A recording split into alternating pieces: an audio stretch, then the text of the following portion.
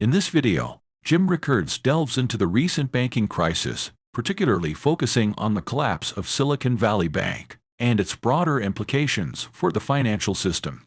He discusses the rapid chain of events leading up to the bank's takeover by regulators on March 10th, highlighting the massive outflow of $40 billion in deposits on the preceding day.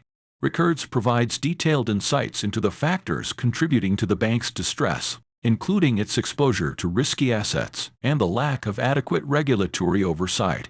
As the crisis unfolded, Rickards explains how other major banks, such as Signature Bank and First Republic, also faced significant challenges, underscoring the interconnectedness of the banking sector.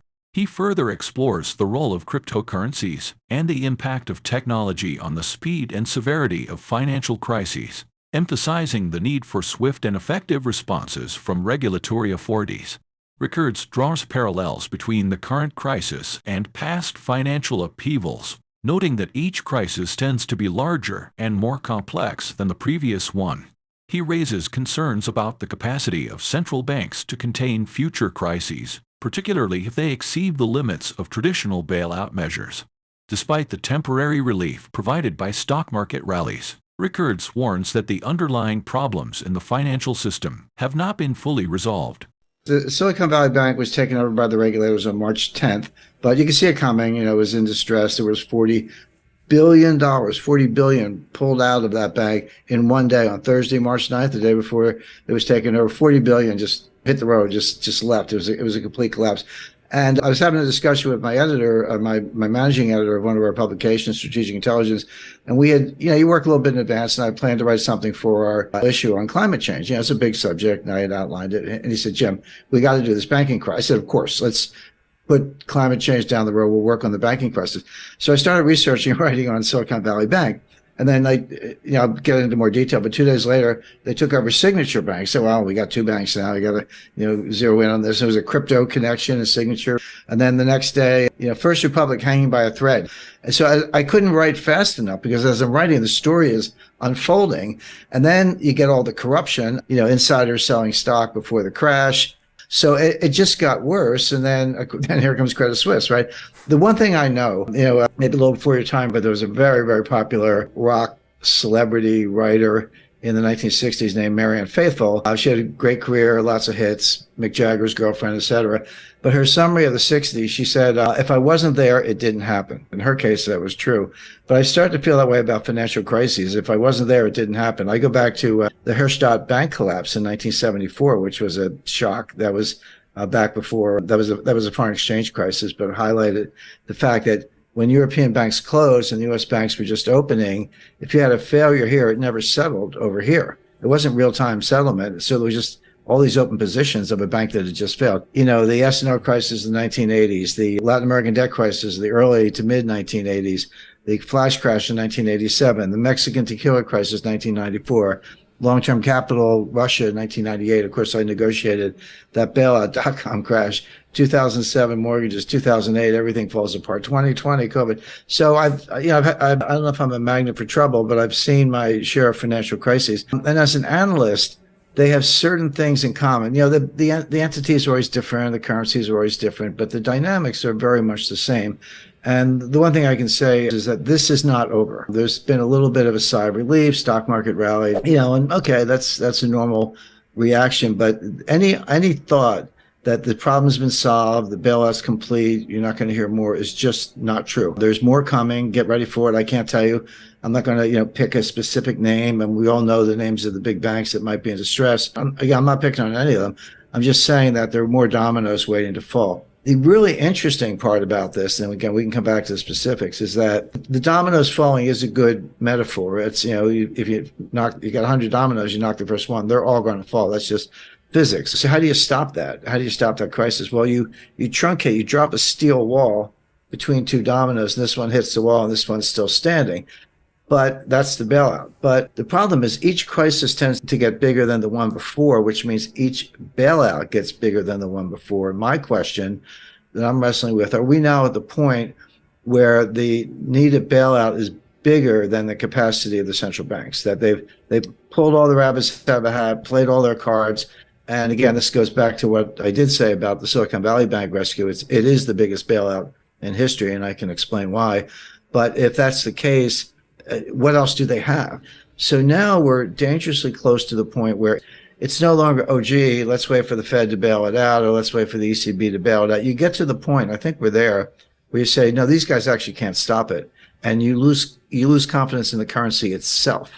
It's the dollar. The crisis is the dollar itself, and the euro, goes along with that. And then that's the crisis. And there's no way to bail out a dollar crisis with dollars, because you're just pumping more of what people have lost confidence in. And then, then where do you go? And there are good answers to that. We've seen it again. We've seen it all before, but you have to kind of take the timeline out to 1,000 years, or the 1350s with the failure of the Bardi and Peruzzi banks in Florence, to see how these things can really play out. So let's go back to Brazil, Mexico, Argentina, the Latin American debt crisis, broadly defined in the early 1980s. That played out, the intense phase lasted about 3 years, 82, 83, 84.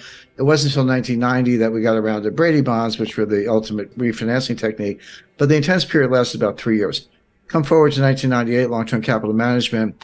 That was about 3 months. That was July, August, September 1998. SVB was 3 days or less. It was like Wednesday, Thursday, Friday, and done. And I talked to a guy, no reason to mention names, but one of the largest endowments in the world, and he said, Jim, we moved, we were moving $8 billion out of Silicon Valley Bank, and we got the wire transfer request in, but we didn't know, because you have to close business Thursday. We didn't know until Sunday that the money was going to move. We got a confirmation on Monday. We did end up moving the money. But there was about a 48-hour period there from Friday to Sunday when no one knew that the wires had been completed. The recipients didn't have them. It was just in limbo. And, and it worked out. One of the big crypto promoters, one of the stable coins, actually it's USDC, had $3 billion in Silicon Valley Bank. And they talked about, all these small entrepreneurs and startups, they got 100 employees and 5 million in working capital, and that money's gone and they're all going to fail. There was something to that, but the fact is you had Roku, Cisco, eBay. I mean, there were huge companies with multi-billion-dollar deposits in that bank. It wasn't all a bunch of little guys. So, but yeah, you can, old days you had to line up around the block, and maybe it was raining, you're standing there in the rain waiting for your turn to get up to the tower. Now you can be in line at McDonald's, with your cell phone, and just a couple hits, QR code, and boom, $10 million is gone.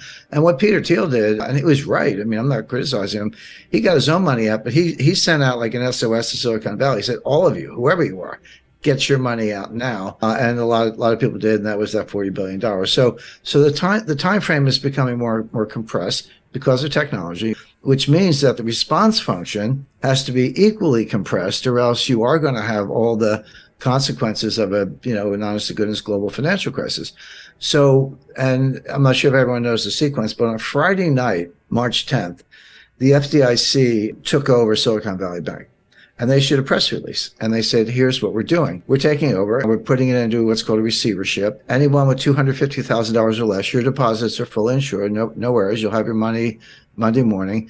And over $250,000, your deposits are gone. They didn't say frozen. They didn't say suspended. They said gone. And they gave you a receivership certificate, basically an unsecured printed up IOU from the FDIC, but not money. And it's a receivership certificate. And they said, hang on to them. In effect, we're going to sell assets. And as and when we realize proceeds from assets, we'll give you something. We'll give you distributions on these things. Don't know how much, don't know when. We'll do the best we can. Remember in the RTC days in the early 90s, it took them 2 years. And they were very efficient. I worked with them at the time. We were in their offices when we were sitting on boxes because they didn't even have furniture, but they were doing deals. So they had the right attitude, but that took 2 years. And that was it. That's when I call the billionaire crybabies came out in force. Oh, you got to save us, you got to trade on bill. $5 billion is not enough. But anyway, they pounded on the White House all weekend. Now, here's something that very few people say, almost nobody knew at the time, except the management, although they seem to be asleep at the switch. Everyone's like, yeah, startups, venture capital. And there's a lot of truth to that. 97% of the deposits of Silicon Valley Bank were uninsured. In conclusion, Jim Rickards' thorough examination of the recent banking crisis and its far-reaching implications provides invaluable insights for anyone seeking to understand the dynamics of the financial system. By subscribing to this channel, you'll gain access to ongoing analysis, expert commentary, and timely updates on key economic and geopolitical developments. Subscribing will ensure that you stay informed and prepared to navigate the complexities of today's global economy. Whether you're an investor, policymaker, or simply interested in understanding the forces shaping our financial world, this channel offers indispensable knowledge and perspectives.